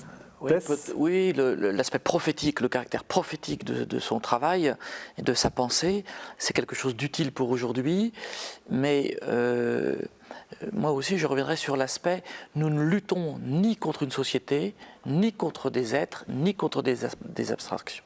Donc nous sommes dans la rencontre sur le terrain des pauvretés, des injustices, des aspects délictueux de nos sociétés, des aspects qui conduisent au mal aussi. Et c'est là où il y a un travail à faire et où Dorothy peut donner un chemin, une exemplarité. Jeanne Larguero, Dorothy, une figure prophétique d'avenir? Ah oui, moi je la vois plus comme un modèle d'engagement que comme un modèle de résistance. C'est un vrai modèle d'engagement, avec les risques que ça comprend et qu'elle a endossé, les sacrifices que ça réclame et qu'elle n'a pas hésité à faire. Et je pense que ça parle à des jeunes.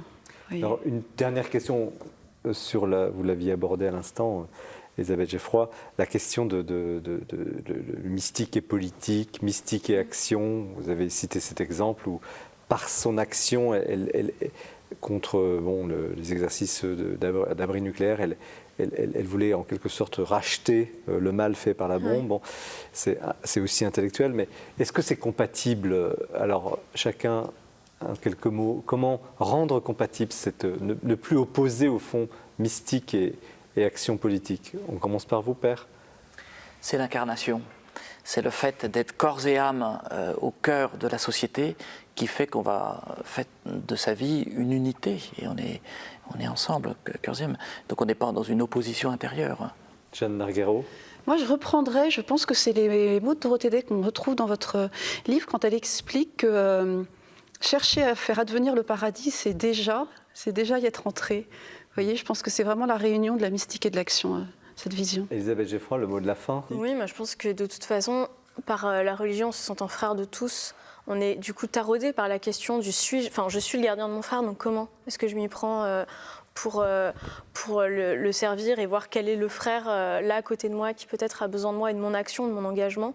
Et de toute façon, l'avantage aussi du chrétien dans l'action politique, c'est qu'il a l'espérance. Il a cette vertu théologale de l'espérance chrétienne qui fait que, moi ça me rappelle cette phrase de Dorothy Day, on n'a pas le droit de nous arrêter, on n'a pas le droit de se sentir désespéré, il y a trop à faire. Et de toute façon, mu par l'espérance chrétienne, effectivement, on aurait du mal là à s'arrêter, à tout laisser en plan et à partir dans une montagne, quoi. Merci pour ce livre. Merci à vos collègues. Il y a vous, Elisabeth Geffroy, Baudouin de Guilbon, Floriane de Riva, Dorothy Day, La Révolution du cœur chez Talandier. Merci de votre témoignage aussi qui fait beaucoup de bien. Et vous avez parlé du frère, ça introduit très naturellement le troisième plateau. Restez bien avec nous parce qu'il est important ce troisième plateau. On va parler de l'islam, de la relation avec les musulmans et toutes les questions qui sont autour de ce sujet très controversé en France. Mais nous avons d'abord rendez-vous avec Jean-François Rode qui, ce mois-ci, nous trace le portrait de quelqu'un que vous connaissez. je voudrais vous parler aujourd'hui d'un auteur parmi les plus importants qui soit, puisqu'il s'agit de l'évangéliste Saint Luc, que nous allons lire tout au long de l'année. Nous avons sur Saint Luc des éléments biographiques, puisqu'il a écrit les Actes des Apôtres, et nous voyons que c'est un compagnon de Paul. C'est par Paul que nous apprenons qu'il est médecin, donc il écrit son évangile dans les années 80, il connaît très bien son grec, il veut être un historien à la manière antique, en disant au début de son évangile, vous rappelez qu'il a soigneusement vérifié tout ce qu'il annonce. Alors évidemment, sur tous ces points biographiques, les spécialistes adorent discuter, mais bon. Une autre tradition très ancienne, très vénérable, dit que Saint Luc a été le premier peintre de l'icône en faisant le portrait de Marie. Je vous propose donc quelques livres pour mieux lire Saint Luc tout au long de l'année. Et d'abord, le cahier Évangile, pour lire l'Évangile selon Saint Luc, de Pierre Deberger. Le père Deberger a été recteur de l'Institut catholique de Toulouse, il est membre de la Commission biblique internationale, et il fait une lecture continue de l'Évangile. C'est simple, c'est profond, c'est très utile. En introduction, aussi, Luc de Villers, l'Évangile de Luc, aux éditions du Cerf. Luc de Villers est dominicain, école biblique de Jérusalem, Fribourg, et il publie donc dans la collection Mon ABC de la Bible. C'est bourré d'informations, bourré d'explications sur toutes les difficultés du texte. Et puis, ça dégage la perspective propre de l'Évangile de Luc. Si vous voulez quelque chose de plus approfondi, on peut aussi se référer à un très bon savant, Daniel Marguerat, Lausanne, un grand spécialiste du Nouveau Testament, et en particulier de Saint Luc. Il a travaillé toute sa vie là-dessus. Et là, il a réuni 16 articles sur donc Luc, à la fois Évangile et Actes. C'est profond, c'est plein d'érudition, c'est très éclairant et c'est absolument passionnant. Si vous voulez directement une lecture spirituelle de Saint Luc, je vous conseille Christophe Schönborn, Pensée sur l'Évangile de Luc, aux éditions Parole et Silence. Si on n'avait pas Saint Luc, on n'aurait pas l'Évangile du Bon Samaritain, on n'aurait pas l'Évangile du Fils prodigue. En s'appuyant là-dessus, et sur d'autres choses évidemment, le cardinal Schönborn montre que l'évangile de Luc est l'évangile de la miséricorde. Ça peut être un très bon compagnon pour l'année. Et je termine par un ouvrage important et essentiel, Jésus, l'encyclopédie, sous la direction de Monseigneur Joseph Doré, parce que cette encyclopédie a pris Saint Luc comme fil conducteur de sa narration. Et l'ambition est énorme et réussie à mon avis, dire tout ce que l'on sait sur Jésus à partir de l'histoire et des textes, de façon sûre, critique, approfondie. 70 spécialistes internationaux, un index très, très détaillé, qui permet donc de trouver à chaque instant l'information que l'on cherche, une très belle iconographie. Alors, ça n'est pas la confession de foi en Jésus comme Christ, mais pour les croyants, je pense que ça peut être un magnifique soubassement qui permet d'assurer, d'élargir, d'approfondir. Et puis, vraiment, je pense que cet ouvrage peut être une formidable préparation à la confession de foi. Merci Jean-François pour ce portrait d'un grand homme de l'Évangile.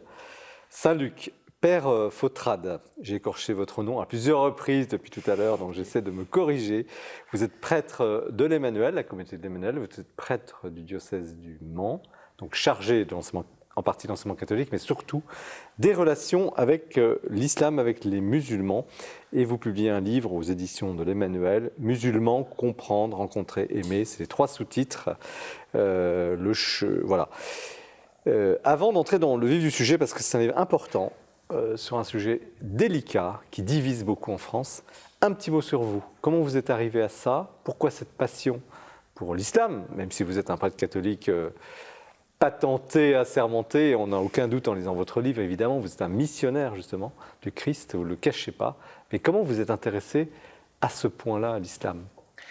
J'ai été plongé bien malgré moi dans cette grande histoire, puisque j'ai été envoyé au moment de faire mon service national, ça s'appelait la coopération, et je suis parti avec Fidesco en Tunisie. Fidesco, c'est quoi? Alors, c'est une fondation de la communauté d'Emmanuel pour partir en coopération. Fides, la foi, coopération, partir au service de la coopération. Combien de temps en Tunisie? Et je suis parti 2 ans. Avant les événements? Ah oui, bien avant. C'était au siècle dernier, entre 92 et On va vous donner 1994. votre âge, on sait l'âge.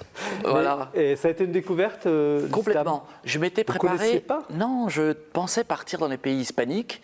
Et puis finalement, ça ne s'est pas fait.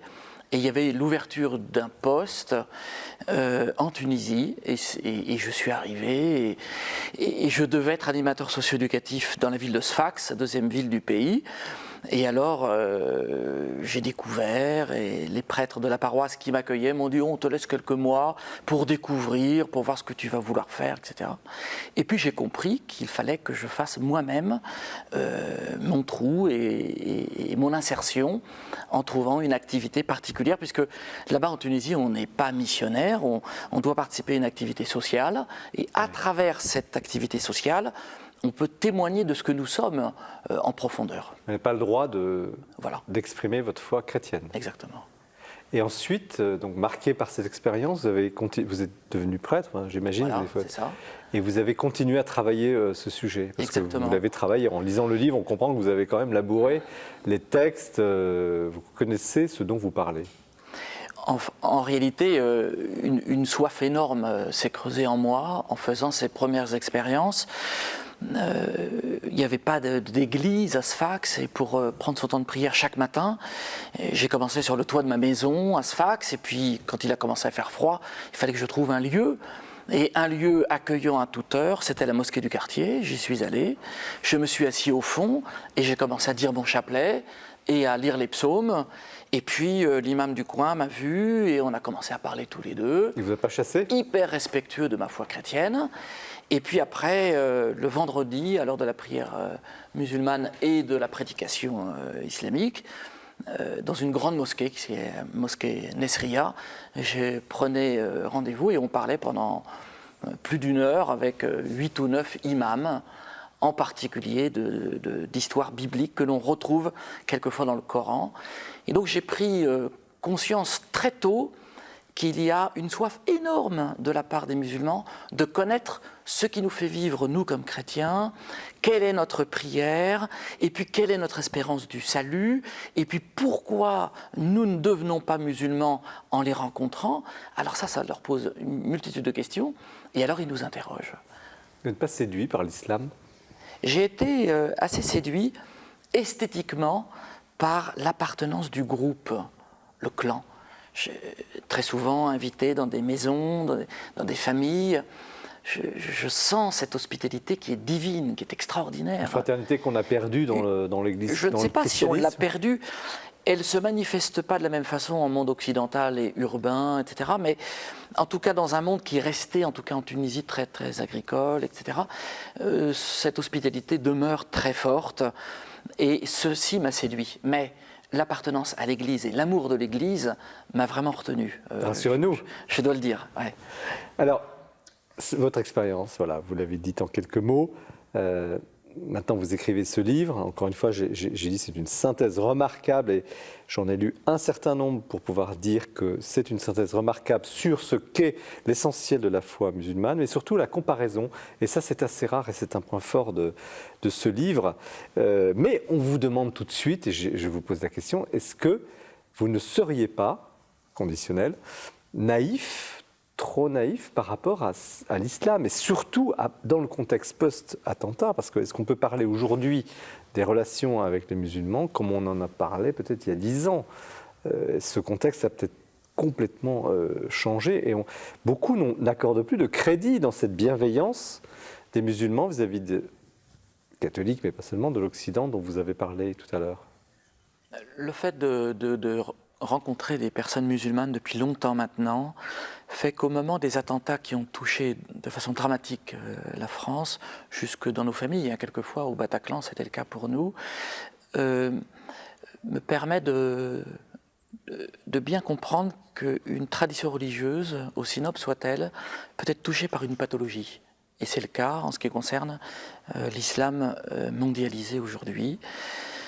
Je crois que le mot fitna, qui signifie implosion en arabe, caractérise très très bien ce que vivent les musulmans d'aujourd'hui. Et énormément de musulmans en ont conscience.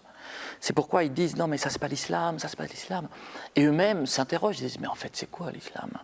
Et tout le monde se pose des questions. Vous savez, la première surprise qui est la mienne à la sortie de ce livre, c'est que la première recension était faite par un site musulman d'information en ligne et beaucoup de musulmans l'achètent.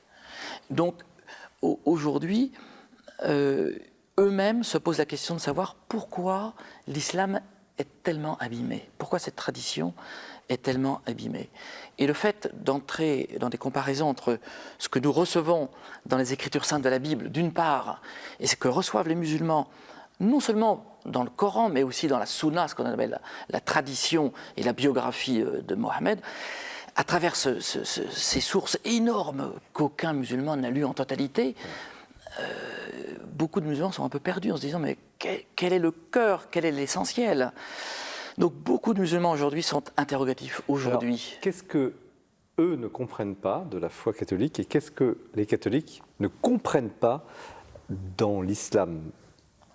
Question un peu large, mais oui. Vous allez nous répondre synthétiquement. Déjà, il y a un peu un piège qui s'appelle le réflexe encyclopédique. Vous savez, depuis Diderot et Voltaire, on a établi... Attention, vous avez deux professeurs à vos côtés. Je parle Soyez prudents. Sous leur autorité. Nous avons établi avec l'encyclopédie des connaissances extraordinaires, mais on les a juxtaposées. Et on a établi des catégories de même taille pour des réalités extrêmement différentes. Et dans les manuels scolaires, par exemple, on le retrouve pour les différentes religions.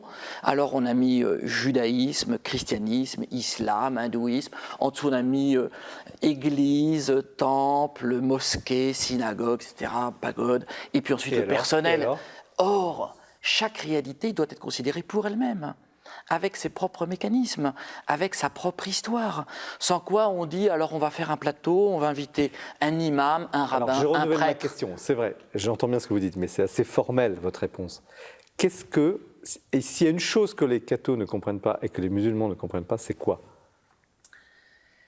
Les chrétiens ont beaucoup de mal à comprendre d'où vient le Coran et qui était le messager de l'islam. Ça reste un obstacle permanent.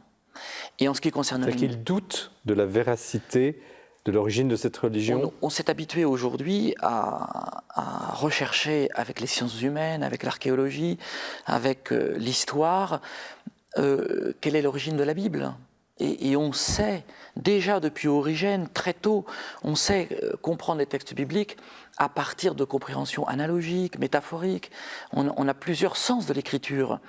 Et la Commission internationale d'exégèse aujourd'hui nous permet d'avoir une douzaine d'écoles d'interprétation des connaissances bibliques. En ce qui concerne l'islam, le Coran, les hadiths et la sira de Mohammed, aujourd'hui, personne ne se permet de dire « attention, pour comprendre ceci, il faut prendre telle précaution, remettre en contexte ». Il y a des écoles d'interprétation. Il y a des écoles d'interprétation, mais qui toutes s'arrêtent devant une littéralité du texte. Alors, justement, ce point-là, et vous le développez très bien dans le livre, qu'est-ce que les cathos, encore une fois, je simplifie, ne saisissent pas? C'est quoi le Coran pour un musulman? C'est Dieu sur terre? Voilà, alors... Il y a une réalité qu'il faut bien expliquer auparavant, c'est que le grand récit qui habite le cœur des musulmans à travers le monde entier, c'est un récit magnifique selon lequel une récitation coranique descend sur le cœur du messager de l'islam. Il ne passe pas par son intelligence, mais descend sur son cœur et ensuite lui va le réciter pendant une vingtaine d'années à ses disciples, à ses amis. Par conséquent, il y a comme un saint-sacrement qui est ce texte quasiment intouchable et pour lequel on ne peut pas faire de travail exégétique, ou sans quoi on apporterait ce qu'on appelle de la nouveauté, bida en arabe, et cela, ils ne le veulent pas. Et ça, vous l'expliquez très bien. Dès lors, comment est-il possible, quand le noyau, le foyer de cette foi est intouchable, est-il possible justement de dialoguer, d'essayer ce que vous essayez de faire? Vous posez des conditions, c'est très clair, le livre n'est pas un livre naïf. Je vous ai posé la question de naïveté tout à l'heure, évidemment, parce qu'on se la pose a priori, mais le livre n'est pas du tout naïf. Comment, dès lors que vous avez cet intouchable, donc pas de discussion déjà à l'intérieur de l'islam. Comment ces mêmes musulmans iraient discuter avec un prêtre catholique aussi formé et sympathique soit-il? Eh bien, tout simplement parce que ce sont des personnes croyantes, magnifiques, qui ont un désir de Dieu inscrit en leur cœur de façon extrêmement profonde. Il n'y a pas que l'aspect idée, il y a le cœur de la foi des personnes musulmanes qui nous touche beaucoup quand nous les rencontrons.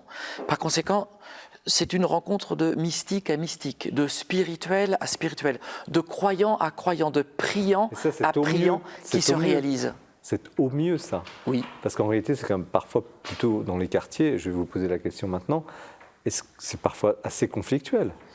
Pas nécessairement, mais il y a quelques critères à mettre en place pour que ça se passe bien. D'abord, en quelques mots, c'est une relation interpersonnelle et pas en groupe. Ensuite, c'est une réalité où on ne va pas chercher à conquérir l'autre, mais on va passer énormément de temps à écouter l'autre. Et dans la mesure où on écoute l'autre, nous exposer sa foi, son expérience spirituelle, eh bien, on va commencer à entrer dans sa propre histoire et nous laisser toucher par ce qui le touche lui-même de son expérience de Dieu. Et là, s'accomplit quelque chose d'étonnant dans notre propre vie, c'est une conversion. Et donc la première conversion qui va s'opérer, c'est une conversion chez nous, dans notre propre cœur, parce que nous allons laisser toute sa place à l'altérité, à ce qu'est l'autre. Et en tout cas, c'est l'expérience que je Mais vous annoncez la couleur quand même. Il y a un temps... Parce que vous le dites à la fin du livre, c'est un livre de mission. Vous avez envie de porter le Christ aux musulmans. Vous allez jusque-là. Et c'est ce qui s'opère. Mais ça s'opère avec beaucoup de patience, beaucoup de temps et beaucoup de rencontres. Jeanne Larguero, vous l'avez dit tout à l'heure, vous avez commencé votre carrière dans le 9-3, comme on dit, dans ces quartiers difficiles. Donc vous avez été au contact réel de jeunes musulmans. Comment vous ressentez ce projet? Parce que c'est un livre-projet que le Père Fautrade... Ouais, moi, je suis très sensible justement à la question courageuse qui est posée par le Père sur l'évangélisation des musulmans. Je trouve que c'est une question courageuse à laquelle il propose une réponse pour les lecteurs qui est très claire et qui est en même temps très fine. Et notamment, vous reprenez les propos du Père de Chergé quand Christian de Chergé, donc voilà. le supérieur des moines de Tibérine, ouais. qui va être béatifié dans quelques jours. Ouais. Qui a passé sa vie au contact avec les musulmans et qui n'emploie pas le terme de conversion des musulmans parce qu'il sent la charge même de, je pense, pas de violence, mais d'agressivité en fait, qu'il peut y avoir dans ces dynamiques frontales.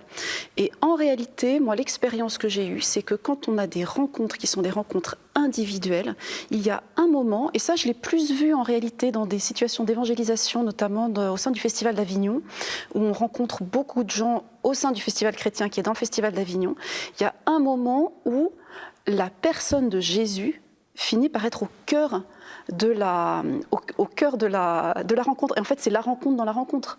Parce que c'est ça ce qu'on espère, notre salut qu'on espère, c'est la rencontre avec le visage de l'amour que Dieu a pour nous. Et c'est le visage qui est incarné par le Christ. Mais que faites-vous de la charge, de l'énorme charge, contre-charge? Parce que j'entends bien ce que vous dites. Ouais.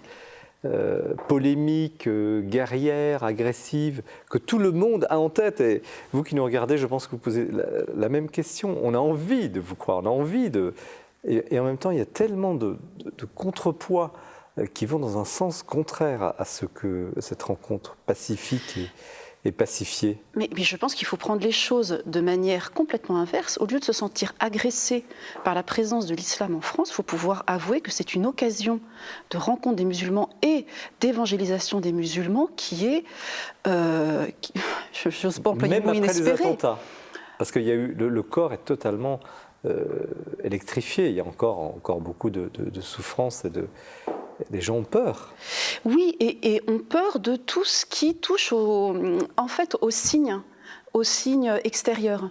Et c'est vrai que vous parlez de l'agacement qu'on peut avoir, mais qu'on a tous quand on va dans certains quartiers où toutes les femmes sont voilées. Il y a des quartiers dans les cafés, il n'y a que des hommes, on voit aucune femme. Donc c'est vrai Vous n'éludez rien de ces réalités-là? Il n'élude rien, Oui, le père, ouais, dans son donc, écrit. et on en est tous, on vit tous dans ce monde-là. Ouais. Mais en réalité, on côtoie aussi au quotidien en permanence, moi dans mon lycée, des collègues qui sont musulmans, des amis, on vit avec eux. Elisabeth Geffroy, comment vous, votre génération, et ce que vous représentez aussi dans votre engagement, vous réagissez à ce livre et à ce que vient de dire Jeanne? Sur plusieurs points. Déjà, par rapport à l'objection que vous posez à Jeanne, je pense que toute cette question des crispations, du passé, des attentats, etc., qui sera peut-être aussi du présent d'ailleurs, mais je pense que cette préoccupation, en fait, c'est la préoccupation des pouvoirs publics. Les instances politiques ont à prendre en charge cette préoccupation et à agir. Donc sécuritaire. Absolument. Notre échelle d'action à nous, c'est celle de la société civile et de citoyens qui avons notre petite manœuvre d'action dans le monde qui est très limitée, mais qui est la nôtre, qui est celle qui nous échoit. Donc déjà, je pense qu'il faut apprendre à se poser la question, à se responsabiliser. C'était un des grands leitmotifs de Dorothy, d'arrêter d'attendre tout de l'État, de laisser l'État faire son travail, mais de ne pas lui laisser le monopole de l'action. Donc je pense que déjà, et c'est pour ça que toute la thématique du niveau interindividuel, interpersonnel, je pense, est la meilleure façon d'aborder le problème de l'islam ou des musulmans en France. C'est que de toute façon, nous, on est obligés de réfléchir à une échelle interpersonnelle qui est la seule échelle à laquelle on a réellement accès. Et je pense que c'est dans l'amitié réelle, donc non seulement la rencontre, mais je pense, moi j'irais même plus loin et je parlerais d'amitié avec des musulmans, qu'on peut créer quelque chose, parce qu'en fait on ne se laisse déranger dans ses certitudes, on se laisse atteindre et on ne peut atteindre quelqu'un que s'il y a un lien affectif, un lien de confiance et une connaissance minimale. Donc je pense qu'il faut jouer quand même sur cette vraie rencontre. Et nous en ce moment, pendant que je vous parle au Dorothy, on fait justement une rencontre avec une auteure musulmane qui écrit sur la place des femmes dans l'islam, qui s'appelle Nela Tabara, je crois. Nela Tabara. Voilà. Et je pense que c'est vraiment dans oser cette rencontre-là. Et par ailleurs, deux autres points très rapides, je pense que c'est aussi dans l'action qu'on va pouvoir créer quelque chose. On parle en permanence de banlieues ghettoisées, d'un islam ghettoisé, etc. La seule façon, plutôt que de s'en prendre à ça comme un mantra et de juste en parler, il y a un moment, il faut agir. Et je pense que c'est en créant des actions communes, collectives, avec des associations musulmanes, des musulmans de terrain, etc., qu'on va pouvoir faire quelque chose. L'action, c'est la seule façon de se rencontrer, je pense, réellement. Et on parle de toute l'urgence sociale qu'il y a sur ces terrains-là. Je pense que des actions et des projets en commun à mener, il y en a pléthore. Et un dernier point, c'est que... je pense qu'en tant que catholique, pour le coup, donc là, pour vraiment répondre à votre question, en tant que jeune catholique, je pense que l'Église a une tradition du dialogue religieux, enfin interreligieux, qui nous donne une sorte de pas d'avance par rapport au reste de la société. L'Église n'a pas attendu les attentats de Charlie pour s'intéresser à la question de l'islam. Ça fait des siècles qu'ils dialoguent. Vous évoquez la mémoire du cardinal Torrent, qui était le Français, en charge à Rome de ce dossier du dialogue avec l'islam, qui a beaucoup œuvré et sous le pontificat de Benoît XVI et sous le pontificat du pape François dans cette direction-là. Mais faut-il poser des conditions à ce dialogue, Père ? Par exemple, certains musulmans peuvent dire, écoutez, vous êtes bien gentils, vous les chrétiens, mais votre religion est en échec, et la vraie religion, la religion de l'avenir, puisque c'est la dernière en date, et c'est celle qui va se répandre sur toute la terre, c'est l'islam. Et puis d'ailleurs, vous êtes, pour certains disent, vous êtes méprisable parce que vous avez échoué. Je force un peu le trait, oui. Mais il y a parfois une attitude un petit peu, finalement, de conquérant, de gagnant. Est-ce qu'il faut poser des conditions ? Quand vous avez un interlocuteur comme ça, vous dites, attendez, remettons les choses sur la table. Est-ce que c'est possible ? Il y a le dialogue institutionnel dont vous parlez avec l'invitation du Cheikh Ahmed El-Tayeb à El-Azhar, qui invite pour une conférence pour la paix. Le pape vient en Égypte, au Caire. L'université de référence. Exactement. Et alors à ce moment-là, nous avons un texte extraordinaire, probablement préparé par le cardinal Torrent, mais dit par le pape François, et il dit 3 choses essentielles. 1, il faut avoir le courage de l'altérité, dire nous sommes très différents. 2, le devoir de l'identité. Mais en fait, qui sommes-nous ? Qu'est-ce que la singularité chrétienne au regard de l'islam ? Et puis ensuite, 3e point, c'est la droiture des intentions. Qu'est-ce que vous voulez faire ? Quelle est notre intention ? C'est une intention impérialiste. Nous voulons annexer les autres à notre idéologie. Mais dans ce cas-là, je ne suis plus du tout chrétien. S'il s'agissait de brandir un étendard en disant catholique et français toujours, je ne suis plus du tout chrétien.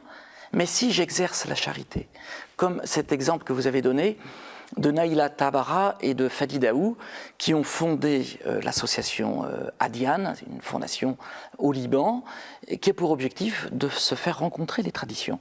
Ils donnent cette image magnifique. Le but du jeu, c'est pas, dans le dialogue interreligieux, d'être les uns et les autres tout autour de la table, se regarder dans le blanc des yeux en disant « vous, vous êtes comme ça, nous, on est comme ça, que vous êtes comme ça ». Pas du tout. On se met tous ensemble du même côté de la table et on fait face ensemble aux grands défis du monde. Parce qu'en définitive, vous avez parlé de terrorisme, mais aujourd'hui, le monde est à feu et à sang, musulmans et chrétiens, nous sommes tous blessés par ce terrorisme. Et nous voulons affronter les raisons de cette dépression terrible que traverse le monde, mais aussi nous voulons lutter ensemble contre cette guerre effroyable qui sévit au Yémen. Nous voulons travailler tous ensemble pour l'accès à l'eau potable, etc. Nous avons une multitude, l'alphabétisation des femmes à travers le monde, la justice sociale. Et si on s'y met tous ensemble, on comprendra alors que les musulmans ne sont pas un problème dans l'équation, mais font partie de la résolution de l'équation. C'est le pari, en tout cas, c'est le pari de l'Église catholique actuellement. Oui, absolument. Merci Henri Fautrade, donc musulman, comprendre, rencontrer, aimer, aux éditions de l'Emmanuel. Je vous avais promis un livre de débat, un livre intéressant, et il est très très important ce livre. Merci Elisabeth Geoffroy et Baudouin de Guilbon et Florian de Riva qui ne sont pas sur le plateau mais qui ont écrit avec vous ce livre. Dorothy Day. La révolution du cœur, c'est un peu le thème au fond de cette soirée. La révolution du cœur chez Talandier. Et puis, merci à Jeanne Larguero. On a commencé l'émission avec vous. Comment réussir ta vie?